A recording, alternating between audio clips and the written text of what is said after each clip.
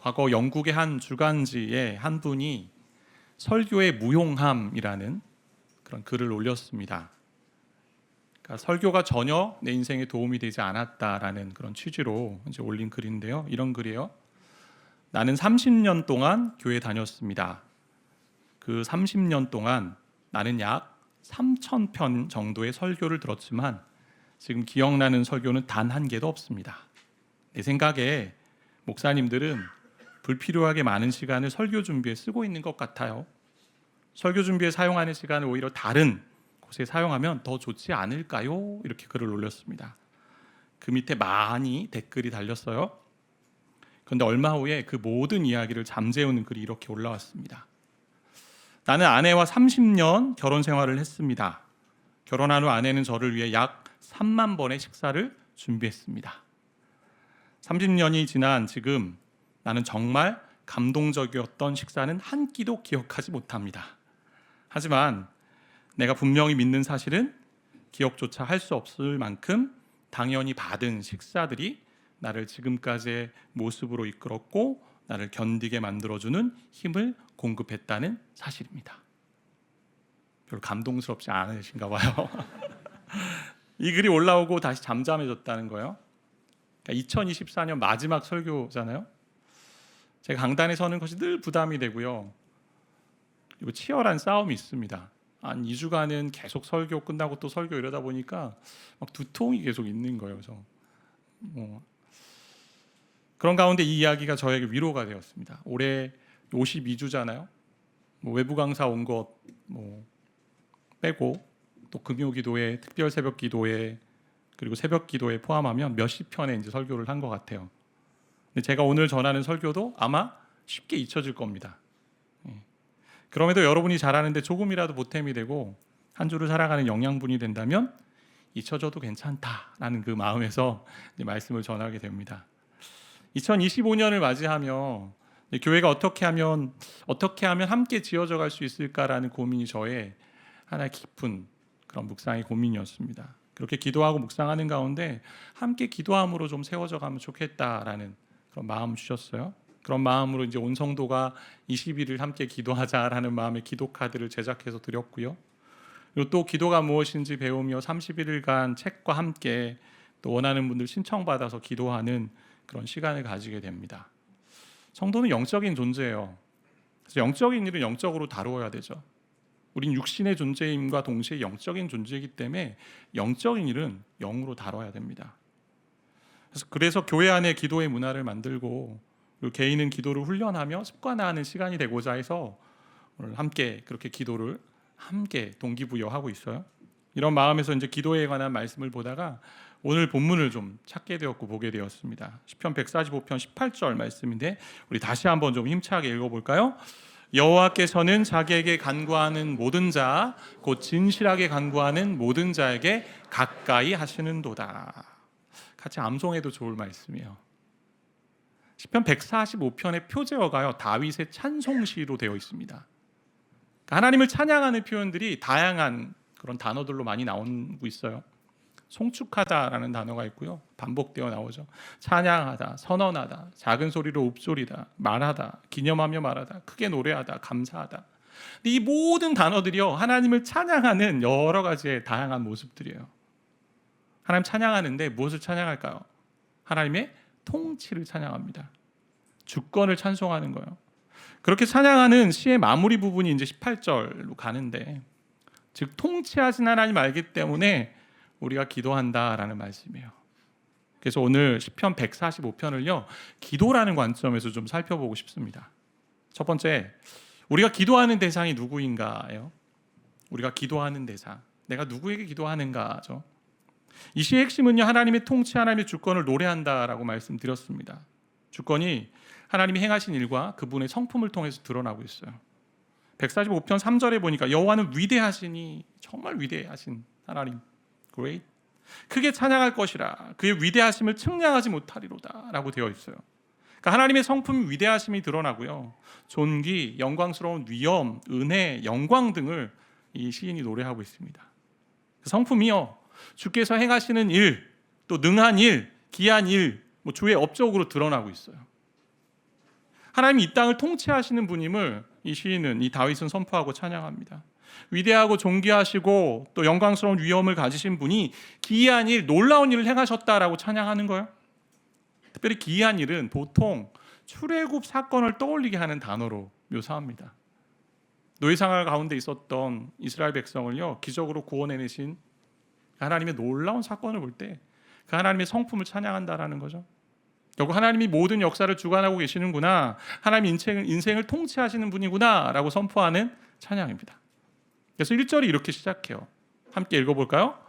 왕이신 나의 하나님이여, 내가 주를 높이고 영원히 주의 이름을 송축하리이다. 이 가사를 가지고, 이 말씀을 가지고 찬양을 지은 곡도 있잖아요. 왕이신 나의 하나님, 내가 주를 높이고 영원히 주의 이름을 송축하리이다.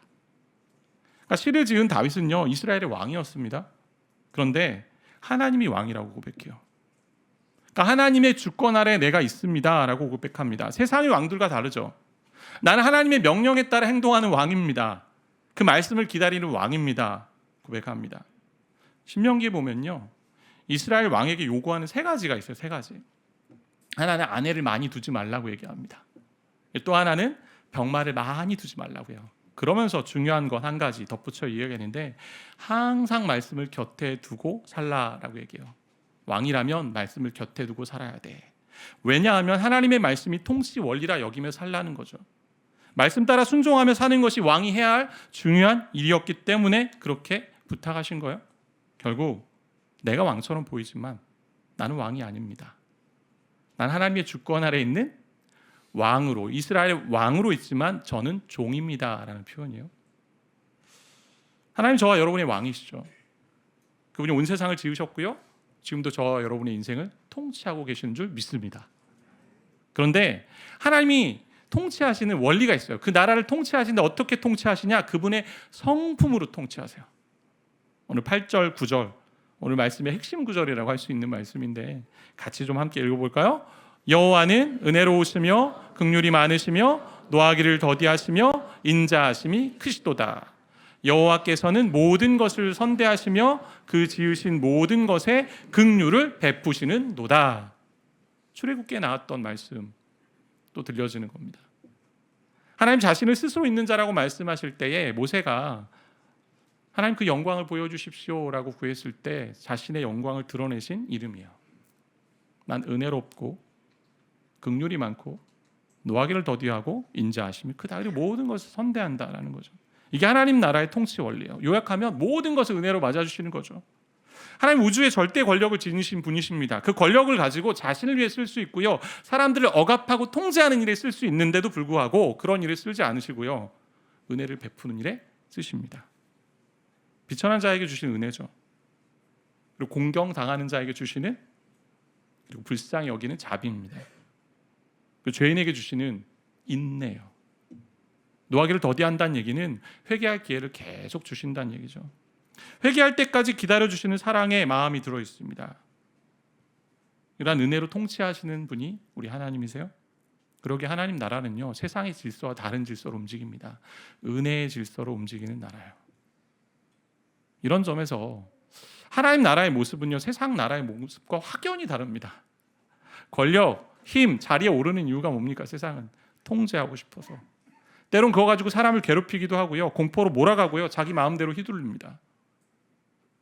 근데 하나님 그렇게 하지 않으세요. 그 나라의 모습이 어떻게 드러나는 줄 아십니까? 14절부터 20절의 말씀이 있는데요, 한번 눈으로 제가 읽어드릴 테니까 참 눈으로 함께 보세요. 제가 이 말씀 보면서 참 많이 위로가 됐어요. 격려가 됐고요, 참 눈물이 나더라고요. 눈물이. 14절, 여호와가 어떻게 하십니까? 모든 넘어지는 자들을 붙드시고요, 비굴한 자들을 일으키십니다. 비굴한 자가 무엇일까요? 용기나 줏대가 없어서 남에게 굽히기 쉬운 연약한 인간을 이야기하는 건데, 15절, 때를 따라 그들에게 먹을 것을 주시는 하나님이십니다. 16절, 손을 펴셔서 모든 생물의 소원을 만족하시는 분이세요. 만족하게 하시는 분이죠. 그리고 18절, 오늘 우리가 같이 읽었던 자기에게 간구하는 모든 자, 진실하게 간구하는 모든 자에게 가까이 하시는 분이십니다. 19절, 경외하는 자들의 소원을 이루시고요, 부르짖음을 들어주시는 분이십니다. 구원해 주세요. 그리고 20절, 사랑하는 모든 자들을요 보호하시고요, 우리를 힘들게 하는 악인들을 다 멸하시는 하나님이십니다. 세상과 다른 질서잖아요. 은혜가 지배하는 세상이죠. 힘이 없고 약한 하나님의 백성을요, 은혜로 통치하시고 은혜로 자비로 인도하시는 하나님이십니다. 한 해를 한번 돌아보세요. 어떠셨어요? 한 해 동안 넘어진 적 있으셨습니까? 비굴하게 굽신거리며 산 적 있으십니까? 먹을 것이 없을 것 같아 염려하셨던 적 있으세요? 내 소원 도대체 언제 이루어지나? 라고 답답하신 적 있으십니까? 그런데 우리 하나님은요, 간구한 우리 모두에게 가까이 하시는 줄 믿습니다. 이렇게 통치하신 하나님이 우리가 기도하는 대상이자 기도를 들으시는 분이세요. 세상 사람들도 어려움이 있으면, 힘들면 저마다의 신의 이름을 불러봅니다. 지성이면 감천이다 라고 하면서 때론 천배를 하거나 때론 기간을 정해서 열심히 기도도 합니다. 하지만 세상의 신들은 다 우상이잖아요. 귀가 있어도 듣지 못하고요, 눈이 있어도 보지 못하고, 입이 있어도 말하지 못합니다. 손과 발이 있어도 행동하지 못합니다. 피조물을 향한 하나님의 풍성한 은혜의 보호하심이 이 본문에서 보이시나요? 그러기에 우리가 마땅히 기도해야 하는 것입니다. 그 하나님께, 그분이 간구하는 자에게 가까이 하신다가 하셨기 때문에. 두 번째로, 기도한 우리는 어디 소속인가요? 자, 하나님을 왕으로 모신 우리는 하나님 나라의 백성이죠. 하나님 나라의 소속입니다. 우리가 눈에 보이는 땅에 사는 것 같지만 우리 이 땅에 살면서도 또한 하나님 나라의 시민권을 가진 하나님 나라의 백성이에요. 하나님 자기 백성과 약속을 맺으셨습니다. 그것이 언약인데, 언약. 너희들이 약속을 어겨도 끝까지 약속을 지키시는 은혜의 언약입니다. 그냥 언약이 아니고요, 은혜 언약이에요. 왜냐하면 보통 우리가 사람과 사람이 약속을 하면요, 약속 대상자 중에 한 사람이 약속을 어기면 약속이 깨지잖아요. 근데 하나님이 하신 이 언약은요, 인간이 아무리 어기고 인간이 깨트렸다 할지라도 하나님이 계속 붙들고 계시고 그 약속을 이루시기 때문에 은혜로 이루어가는 언약입니다. 그래서 하나님을 왕으로 모신 하나님의 백성이 저와 여러분이기 때문에 우리 하나님이 저와 여러분을 끝까지 책임지시는 거예요. 그 은혜 언약으로. 그래서 그분의 주권 가운데 우리의 인생을 통치하십니다. 그 약속을 보여주신 게 뭐예요? 예수 그리스도잖아요. 그래서 우리가 하는 기도가요, 효력이 있어요. 여러분 하는 기도, 제가 하는 기도가 효과가 있습니다. 우리가 구할 때 온 세상을 통치하시는 하나님, 그 왕이신 하나님이 우리를 돌보시기에 우리가 다른 데 구할 것이 없다라는 거예요. 제가 안타까운 건요, 신년이 되면 성도님, 때로는 권사님이라고 하는 분들도 점을 보러 간다는 이야기를 과거에 들은 적이 있습니다.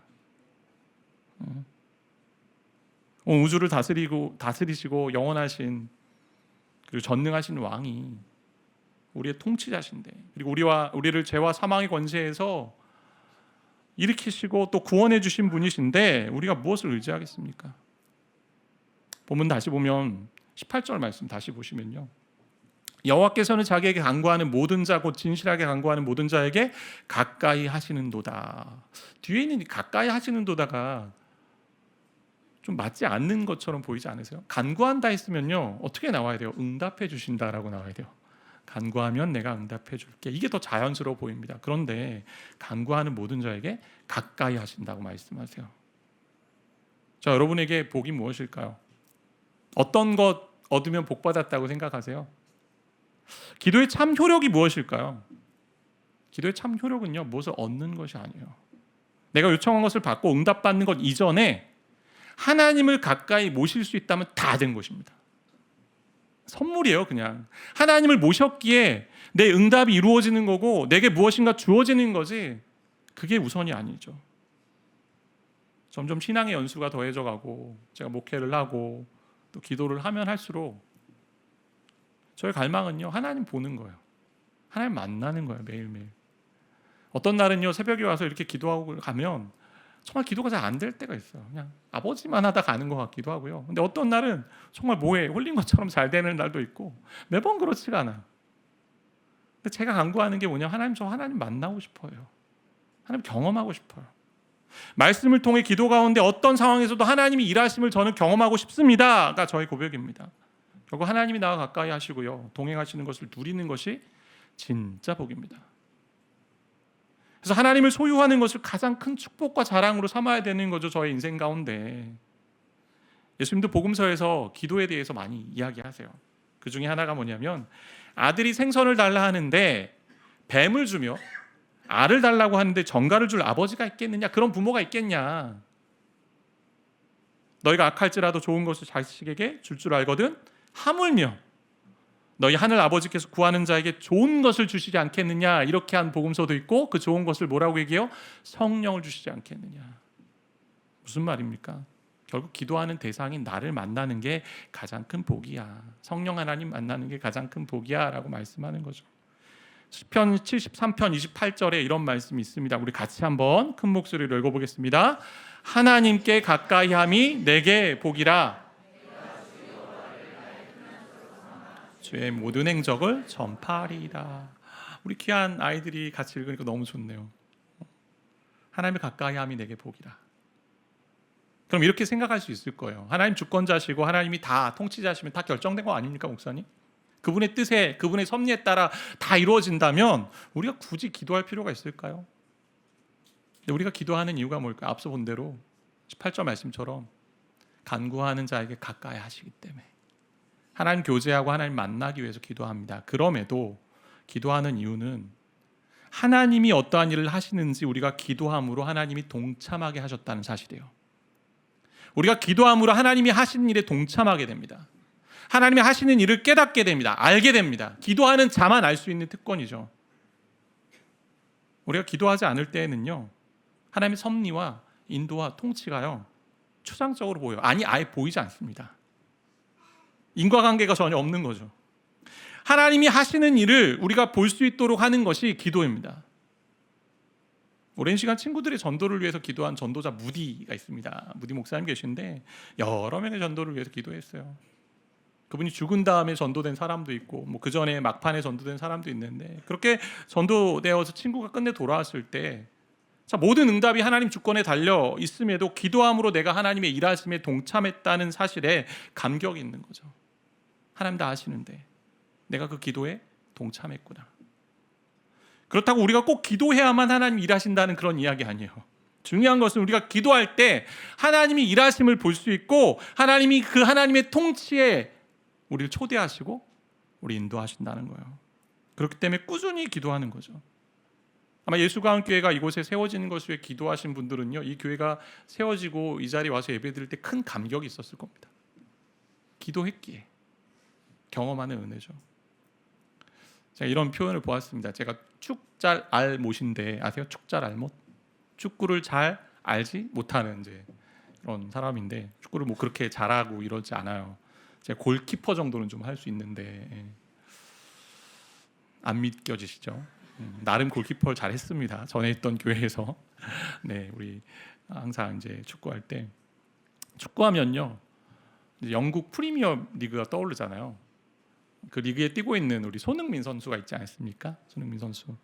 요즘은 잘 좀 안타까운 것 같아요. 지난주에도 PK에 실축하고 또 아쉬움이 있는데 요즘 최고의 팀은요 리버풀입니다. 엄청 잘하더라고요. 근데 과거 한때 프리미어 리그에서 박지성 선수가 뛰었던 팀이 있습니다. 맨체스터 유나이티드에서 맨유라고 우리가 표현하는데요. 그 팀이 최고의 팀인 적이 있어요. 그 팀의 감독이 알렉스 퍼거슨이라는 감독이었는데요. 감독 재직 26년 동안요 프리미어 리그 13번 우승했고요. 그리고 유럽 챔피언스 리그, 유럽 통틀어서 이제 다 여러 리그들이 있는데 이탈리아에도 있고 또 프랑스에도 있고 그 리그 통틀어서 2번이나 우승했고요. 그리고 여러 리그에서 우승하면 트로피만 38개를 이제 가져간 감독이었다고 해요. 전설적인 감독이에요. 그 팀이 경기하는데 경기 시즌 막바지에 와 있다고 좀 생각해 봅시다. 근데 이후의 차이는 승점으로 볼 때 너무나 큰 차이, 격차가 있는 거예요. 이제 마지막 한 경기 남았어요. 감독이 후보 선수들을 투입할 수 있겠죠. 이제 마지막 한 경기 다 이제 끝났으니까 우리는 승리니까 이번 리그에서 우승이니까. 근데 축구를 잘 알지 못하고 잘 못하는 저와 같은 사람을 후보로 넣었다라고 생각해 봅시다. 야, 너도 한번 나가서 한번 뛰고 트로피 한번 같이 좀 들어보자. 그렇게 내보내는 거죠. 이 비유가 하나님이 하신 일을 다 설명할 수는 없는 비유인 것 같아요. 그런데 그럼에도 한번 생각해 본다면 메뉴 팀보다 더 뛰어난 하나님이 그 하시는 일은요 백전백승이에요. 근데 백전백승의 그 통치의 그 주권을 행사하는 그 일에 저와 여러분을 초대하신 거예요. 모든 것을 다스리시는 주권자 하나님이 내가 하는데 너도 같이 하자. 어떻게 해요? 네가 기도로 함께 동참할 수 있어. 네가 기도한 만큼 또 살아가면서 함께 동참할 수 있어. 그래서 우리의 기도를 사용하시는 것이 하나님께 감사하고 찬양할 제목이 되는 거죠. 그럼에도 하나님은요, 저와 여러분의 기도를요 듣기 원하시는 아버지세요. 아버지. 우리는 하나님의 형상으로 창조된 존재이고요, 하나님과 교제하는 존재로 창조된 인생입니다. 그렇기 때문에 기도의 본성이 이미 우리에게 주어져 있어요. 하나님의 형상으로 창조됐고요, 하나님과 교제하는 존재니까 이미 하나님과 대화할 수 있는 그 본성이 우리 가운데 있습니다. 하나님 어떻게 일하실지는 그분의 주권에 달려 있어요. 그러기 그 주권을 믿으며 기도하는 거죠. 그러니 나의 소원도 구해야 합니다. 구해야 돼요. 그리고 나서 하나님께 맡기는 것이 필요한 거죠. 그게 믿는 자의 자세예요. 우리는 기도하면서 자꾸 내가 상황을 바꾸려고 해요. 저도 그럴 때가 있어요. 기도하면서도 자꾸 상황을 바꿔요. 하나님 이렇게 해주세요. 하나님 저렇게 해주세요. 근데 하나님 주권자고 통치자고 우린 종이잖아요. 최근에 한 자매님이 성도님 한 분과 약속을 했어요. 상가 지하 주차장에 이제 차를 파킹하고 이제 만나러 올라가야 되는데 파킹하는 가운데 기둥에 부딪힌 거예요. 주차하다가. 그래서 남편에게 연락을 했습니다. 차가 부딪혔으니 미안한 마음에. 근데 그 남편분이 하는 이야기가 그래, 우리 차가 당신이 몰기에는 좀 크지. 그러고 끝났다는 거야. 그 얘기를 듣고 제가 되게 깜짝 놀랐는데, 제가 이 이야기를 들으면서 이 형제가 진짜 하나님의 주권을 인정하는 형제구나. 하나님 통치하심을 정말 인정하는 형제구나. 벌어진 일이니 거기서 화낸다고 무슨 소용이 있겠습니까? 아내를 배려하는 그 차가 너무 커 당신이 몰게. 기도하면서 하나님의 뜻을 구한다면 그분이 하시도록 맡겨드리는 게 신자의 삶의 모습이에요. 마지막 세 번째, 어떻게 기도할 것인가? 우리 간단하게 한 3가지 정도로 살펴볼 텐데, 첫 번째는 하나님의 이름을 부르는 거고요, 두 번째는 진실하게, 그리고 경외와 사랑입니다. 오늘 본문에 있는 말씀들인데, 본문은 찬송시예요. 찬송하는 노래죠. 여호와의 이름을 부르는 찬양입니다. 통치자 하나님의 이름을 다양하게 불러요. 은혜로운 하나님, 자비로운 하나님, 인자하신 하나님, 위대하신 하나님. 기도는요, 하나님의 이름을 부름으로 시작해요. 우리 하나님 아버지 이렇게 부르잖아요. 자, 여러분이 성경에 있는 다양한 하나님의 이름을 좀 부르셨으면 좋겠어요. 저도 이것들 자꾸 해보려고 노력을 하고 있어요. 근데 자꾸 기도한다 그러면 그냥 습관적으로 하나님 아버지 이렇게 나오는데, 그러지 말고 본문에 있는 것으로 본다면 이렇게 한 문장으로 기도할 수 있죠. 한 문장 기도해 보세요. 하나님 위대하십니다. 하나님 행하시는 일이 크고 놀라운 분이십니다. 하나님 존귀하고 영광스러운 위엄이 있으신 분이십니다. 하나님 은혜롭고 긍휼이 많으시며 노하기를 더디하시고 인자하신 분이십니다. 하나님 모든 것을 선대하시며 모든 것에 긍휼을 베푸시는 하나님이십니다. 넘어진 자들을 붙드신 하나님이십니다. 부귀불한 자들을 일으키신 하나님이십니다. 때를 따라 먹을 것을 공급하신 하나님이십니다. 능력의 손을 펴사 모든 생물의 소원을 만족하게 하시는 하나님이십니다. 모든 행위에 이로우신 하나님이십니다. 자기에게 간구하는 자, 진실하게 간구하는 저에게 가까이 하시는 하나님이십니다. 이렇게 하나님의 이름 부르세요. 기도할 때 바로 하나님 아버지 이렇게만 부르지 마시고 한번 해보세요. 여러 이야기들, 여러 하나님의 이름들이 있습니다. 진실함으로 기도하라고 18절 되어 있습니다. 하나님 가까이 하는데, 하나님께 간구하는데 그 간구하는 자는 하나님께 진실하게 간구하는 자라고 얘기해요. 아마 이렇게 좀 표현할 수 있을 것 같습니다. 진실하다. 내가 하나님 외에는 다른 어떤 것도 내 삶의 주권자로 믿지 않겠습니다 라는 거예요. 지금 일어나는 일은 다 하나님의 손안에 있습니다. 때론 고난도, 때론 역경도, 때론 위험한 일들도 하나님의 손안에 있습니다. 그러기에 내가 일어나는 모든 일에 저는 겸손히 받아들이고 기도하겠습니다. 이 악이 변하여 선이 되도록 저는 기도하겠습니다. 마지막 경외와 사랑인데요, 18절에 여호와께 간구하는 모습이 19절에는요 자기를 경외하는 자들의 소원을 이루며 라고 기록되고요, 20절에 보니까 자기를 사랑하는 자들을 보호하신다라고 이어집니다.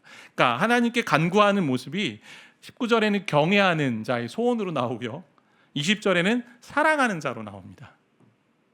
간구하는 자는 경외하며 하나님을 사랑하는 마음으로 해야 된다는 거죠. 경외와 사랑은요 기독교에서 떼어놓을 수 없는 단어예요. 경외는 어떤 단어냐면, 하나님 사랑한다라고 하면서 우리가 때로는 건방진 마음으로 하나님께 나아가기도 합니다. 친밀하다는 것 때문에, 잘 안다는 것 때문에 사랑이라는 말로 함부로 대할 때가 있지 않습니까? 가족끼리는 다 그런 거야 이러면서. 때론 나이가 더 많은 사람에게도 친밀하다, 친근하다는 말로 쉽게 함부로 대하는 경우들이 있다는 거죠. 잘못된 태도잖아요. 내 방식대로 하나님 사랑해서는 안 돼요. 하나님께 나아가는 겸손한 자세가 필요한 거죠. 그러면서 사랑이 있어요. 사랑은 뭐예요? 이 경외가요, 너무 무겁게 여겨질 수 있잖아요. 경외한다고 하니까 막 두려워해야 되고 떨어야 되고 움찔해야 되고 그렇게 경직되는 것으로 막아주는 게 사랑이죠. 그러니까 경외와 사랑은 동전의 양면이에요. 그래서 하나님 사랑하기 때문에 열정적으로 나아갑니다. 근데 함부로 대하지 않아요. 하나님을. 그분 앞에 설 수 없는 철저한 죄인인 것을 고백하며 두려운 마음으로 경외함으로 겸손하게 그러나 사랑함으로 열정적으로 나아가는 거죠. 이게 저와 여러분의 기도의 자세예요. 2025년 이제 밝아옵니다. 10시 이제 다 되어 가는데 2시간 뒤면 2025년이에요. 새 기도의 훈련을 통해 기도의 맛을 보는 저와 여러분 되기를 바랍니다. 여러분 평생 신앙생활하면서 기도의 맛을 제대로 보지 않는다면요, 그 신앙생활 헛것입니다. 사람과 대화하기 전에 하나님과 대화하십시오. 우리 2025년에는요 이런저런 이야기 사람과 좀 대화하지 않았으면 좋겠어요. 제발 그 입술 좀 다듬고 침묵하고 하나님과 대화하는 인생 됩시다. 하나님과. 내 안에 억울함, 아픔, 괴로움, 상처 그것도 하나님께 먼저 가세요. 감사, 행복, 기쁨도 하나님께 가고 그렇게 간구하는 우리를 주권자 되신 하나님이요 평생 영원히 인도하시는 줄 믿습니다. 그리고 가까이 함께 하십니다. 간구하는 자에게 가까이 하신다고 약속하셨기 때문에 여호와의 이름을 고백하고 진실하게 찾는 자를 하나님 절대 홀로 두지 않습니다. 2025년 기도함으로 하나님 앞에서 하나님이 가까이 하는 그 놀라운 복을 누리시는 저 여러분 되기를 바라고 축복합니다.